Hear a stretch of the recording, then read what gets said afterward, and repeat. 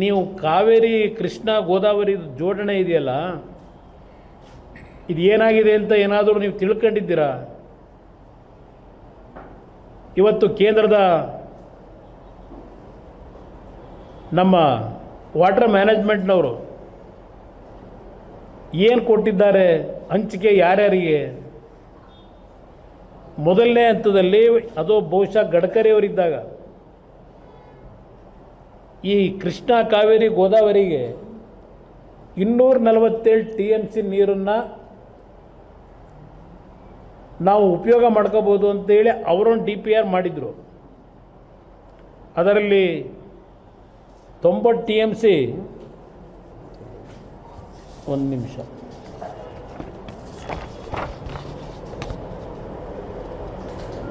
247 TMC ಸಿಗುತ್ತೆ ಅಂತೇಳಿ ಆಗೇನು Godavari to Krishna and then Kaveri ಅಂತ ಹೇಳಿ ಮಾಡಿದರು. ಅದರಲ್ಲಿ ಆಂಧ್ರ ಪ್ರದೇಶಕ್ಕೆ 90 TMC, ತೆಲಂಗಾಣಕ್ಕೆ 60 TMC, ತಮಿಳುನಾಡಿಗೆ 60 TMC. ಇದು ನ್ಯಾಷನಲ್ ವಾಟರ್ ಡೆವಲಪ್ಮೆಂಟ್ ಅಥಾರಿಟಿಯವರು ತೀರ್ಮಾನ 2022ರಲ್ಲಿ ಏನು ಮಾಡಿದರು, ಕರ್ನಾಟಕಕ್ಕೆ ಆ ಸಂದರ್ಭದಲ್ಲೂ ಒಂದು ಹನಿ ನೀರಿನ ಹಂಚಿಕೆ ಇಲ್ಲ. ಅದರಲ್ಲಿ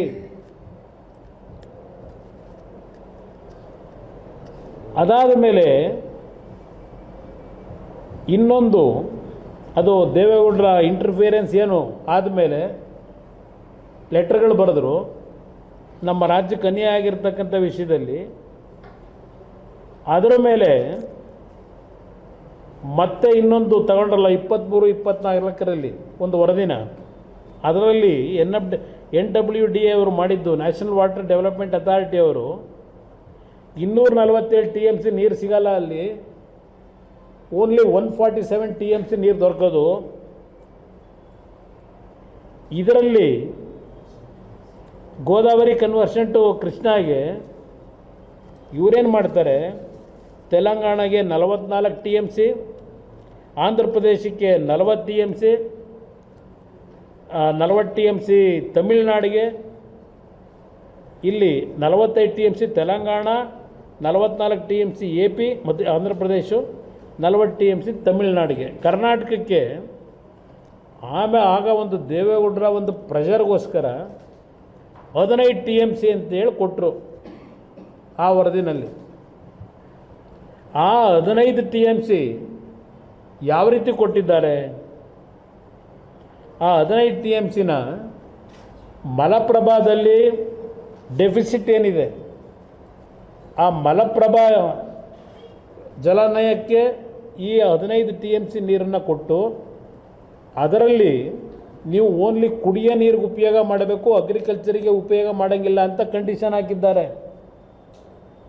ಅದು ದೇವೇಗೌಡರು ಒತ್ತಾಯ ಮಾಡಿದ ಮೇಲೆ ಕಂಡೀಷನ್ ಹಾಕಿದ್ರು. ಆ ಕಂಡೀಷನ್ ಪ್ರಕಾರ ನಮ್ಗೆ 15 TMCನೂ ಸಿಗಲ್ಲ, ಸಿಗೋದೇ 2 TMC.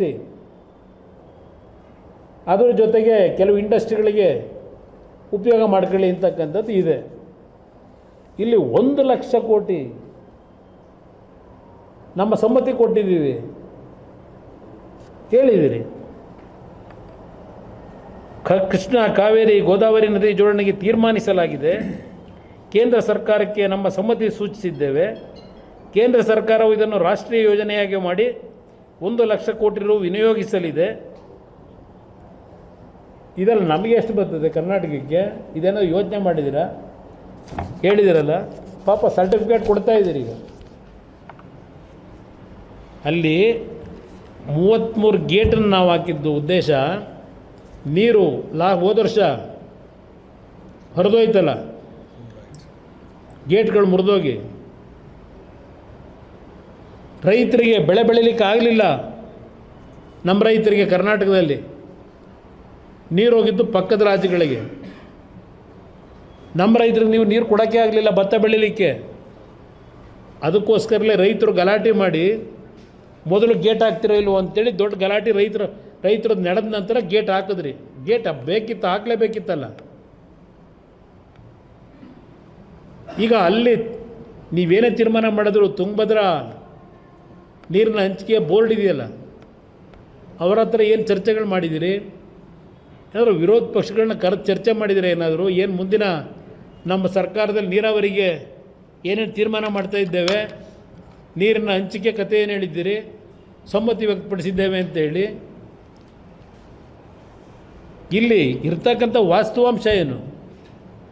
ಎಷ್ಟು ದಿನ ಸುಳ್ಳು ಹೇಳ್ಕೊಂಡು ತಿರುಗ್ತೀರಿ? ಇರ್ತಕ್ಕಂಥ ವಾಸ್ತವಾಂಶ ಹೇಳಬೇಕಲ್ಲ ನೀವು. ಯಾತಿಗೆ ಸಮ್ಮತಿ ಕೊಟ್ಟಿದ್ದೀರಿ? ಪಕ್ಕದ ರಾಜ್ಯಗಳಿಗೆ ಸಲೀಸಾಗಿ ನೀರು ಬಿಟ್ಟುಗಳಿಂದ ಸಮ್ಮತಿ ಕೊಟ್ಟಿದ್ದೀರಾ?